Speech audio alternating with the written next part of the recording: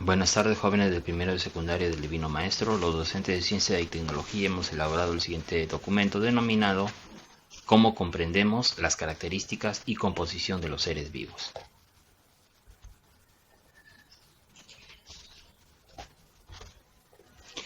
Respondemos a las siguientes preguntas según los dibujos que estamos observando. ¿Cuáles de los seres presentados en este dibujo son vivos y no vivos? ¿Qué es un ser vivo? ¿Los virus, como el coronavirus, el SARS-CoV-19, son seres vivos? Respondemos las preguntas mentalmente. Si deseas puedes darle pausa al video. Si no, continuamos. Características generales de los seres vivos. Los seres vivos se caracterizan porque tienen un ciclo vital. ¿Qué significa? Atraviesan por etapas. Desde que nacen, crecen, se reproducen hasta que mueren. Los seres vivos aumentan su tamaño corporal en uno o varias etapas de su vida, ¿no? Imagínate un niño cuando nace hasta una etapa adulta, cómo va aumentando su tamaño corporal. Los seres vivos tienen una composición química similar que constituyen la materia orgánica. ¿Qué significa esto? Que en los seres vivos podemos encontrar carbohidratos, lípidos, proteínas y ácidos nucleicos. Los seres vivos están formados por una o varias células. Si están formados por una célula son unicelulares y si están formados por varias células se llaman pluricelulares o multicelulares. Los seres vivos realizan una serie de funciones exclusivas de ellos. Estas funciones son las denominadas funciones vitales, como son la función de nutrición, la función de relación y la función de reproducción. Entonces veamos la primera función, la función de nutrición. La función de nutrición comprende todos los procesos por los cuales los seres vivos obtienen la energía y las sustancias que necesitan para vivir. Por ejemplo, nosotros somos seres vivos y tenemos que alimentarnos mediante la función de nutrición. ¿Con la intención de qué? De que los alimentos podamos obtener energía y de esa materia que se encuentra en los alimentos forme a formar materia de nuestro cuerpo.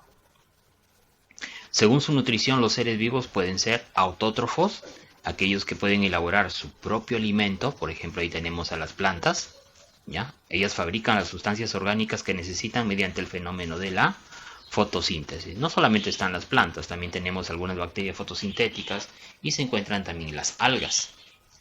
Los seres vivos heterótrofos son aquellos que no pueden elaborar su propio alimento, por lo tanto tienen que cogerlo de otro ser vivo, ¿ya? Dentro de ellos, por ejemplo, tenemos a los animales, como el caso del ser humano, ¿no? Tenemos a los hongos, los protistas o protozoarios, tenemos algunas bacterias. Entonces, los seres vivos heterótrofos son aquellos que se alimentan de otros seres vivos o inclusive de sus restos, como en el caso de los hongos que son descomponedores. La función de relación. Esta función de relación abarca todos los procesos por los cuales los seres vivos se relacionan consigo mismos, se relacionan con otros organismos e inclusive también con el medio que les rodea, ¿no? Por ejemplo, acá tenemos una leona. Esa leona, sus órganos internos funcionan gracias a la función de relación, significa consigo mismo. Esa leona se va a relacionar con otros de su misma especie, como un león macho, otras leonas, sus hijos. Significa otros organismos, incluso, ¿no es cierto?, con otros seres vivos, como los que son presas, sus presas para alimentarse, ¿no? Gacelas, cebras, ñus, etcétera, etcétera. Y también esta leona se relaciona con el medio que le rodea, porque puede captar la temperatura del ambiente, la luz del sol, puede captar también lo que es el oxígeno del aire, etcétera, etcétera. Sin la función de relación, los seres vivos serían incapaces de poder nutrirse y poder reproducirse. Es una función muy importante. Gracias a la función de nutrición, se percibe lo que sucede a su alrededor del ser vivo y dentro de su propio cuerpo, reaccionando justamente frente a los estímulos, ya sea externos, estímulos del medio ambiente, por ejemplo la luz del sol, o estímulos internos, ¿no? Que hacen, por ejemplo, que nuestros intestinos, por ejemplo, puedan moverse. No solamente sucede en los animales, también sucede en las plantas, lógicamente con sus diferencias, pero tienen la función de relación todos los seres vivos. La función de reproducción agrupa los procesos por los cuales los seres vivos originan nuevos individuos de su misma especie. Esa reproducción en los seres vivos puede ser de dos tipos: asexual, significa que no hay gametos, y la reproducción sexual se produce con la presencia de los gametos, masculino y femenino, como los espermatozoides y los óvulos. En el caso de la reproducción asexual, interviene un solo individuo, un solo progenitor, a partir del cual se originan descendientes idénticos genéticamente al progenitor, porque no hay un cruce de información genética. Por ejemplo, acá tenemos una hidra, ¿no?, que es un celenterio, es un invertebrado que vive en ambientes acuáticos. Esta hidra, en una parte de su cuerpo le comienza a salir una protuberancia, una gema, una yema, ¿no?, del cual comienza a salir una pequeña hidra. Esa hidra pequeña se rompe de la progenitora y es idéntica genéticamente a la progenitora. ¿Qué significa esto? Que es una reproducción asexual. Se formó de un solo individuo. En la reproducción sexual intervienen dos individuos de diferente sexo que aportan una célula sexual, o también conocida como gameto, ¿no? En el caso de la especie humana y en muchos mamíferos son el gameto masculino, el espermatozoide, y el gameto femenino se denomina el óvulo. Ambos gametos se van a unir, ¿no? Se unen esos gametos y forman lo que se conoce con el nombre del cigoto o cigote. De acá se va a dividir el cigoto o cigote, y dentro de la madre, por supuesto, sucede esto, y se genera un nuevo individuo que hereda las características de los dos progenitores. ¿Qué significa? Que el nuevo individuo, el nuevo conejito, como en este dibujo se ve, que va a nacer, se parece a su mamá y se parece a su papá, pero no son idénticos genéticamente ni a la madre ni al padre.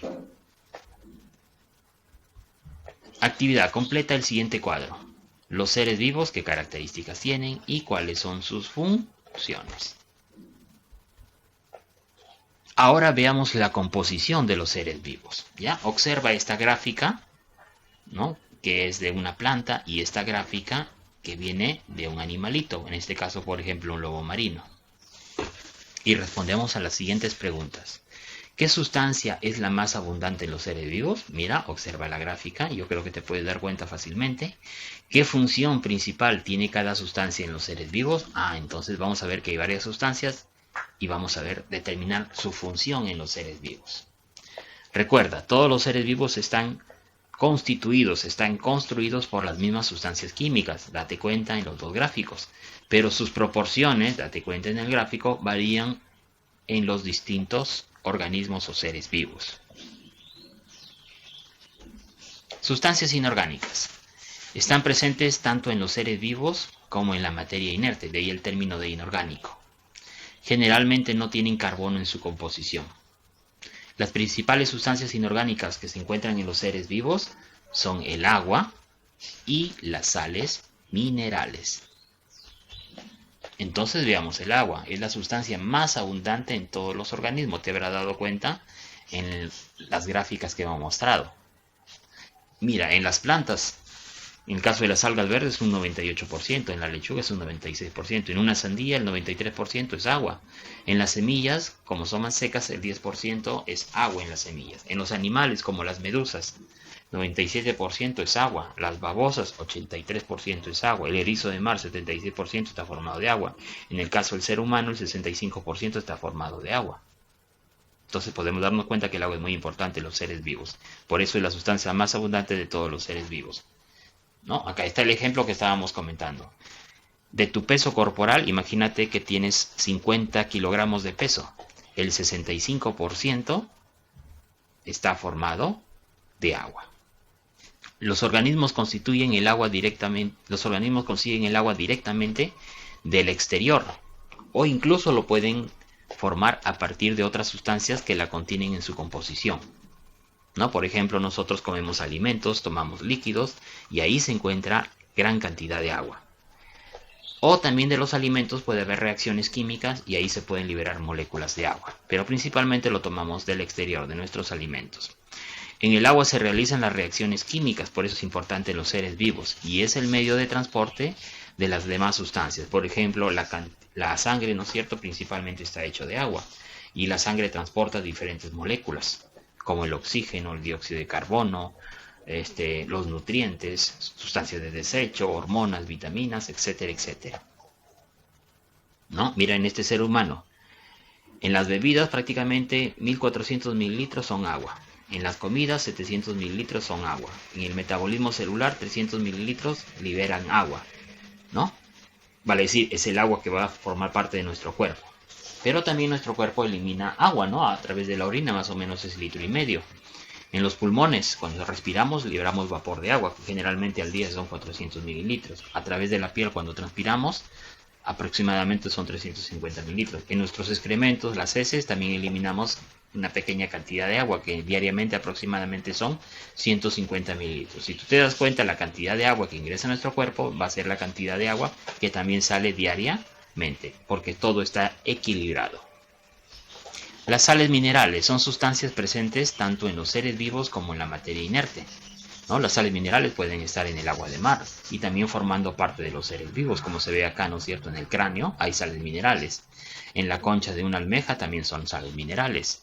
Desempeñan un gran número de funciones. Por ejemplo, el calcio forma parte de nuestros huesos y también de nuestros dientes. Y también, ¿no es cierto?, de la caparazón de algunos ostras, almejas. Sustancias orgánicas son exclusivas ya de los seres vivos.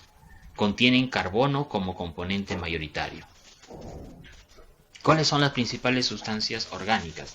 Veamos la primera, los denominados glúcidos o más conocidos como carbohidratos. Por ejemplo, la glucosa es un carbohidrato. La celulosa también es un carbohidrato, ¿no? La glucosa puede estar en nuestra sangre, en algunos alimentos dulces, como en el caso de la uva. La celulosa es la que forma generalmente la mayor cantidad de la pared celular de las plantas, de las células de las plantas, ¿no? Por ejemplo, en la madera, 50% de la madera está hecho de celulosa. Los carbohidratos o glúcidos son utilizados por los seres vivos para obtener principalmente energía y también formar estructuras, ¿no? Por ejemplo, la glucosa que está en nuestra sangre sirve para que nuestras células lo utilicen como fuente de energía. Y la celulosa que está en la pared celular justamente de las plantas forma parte de la estructura de la pared celular que le da rigidez a las células.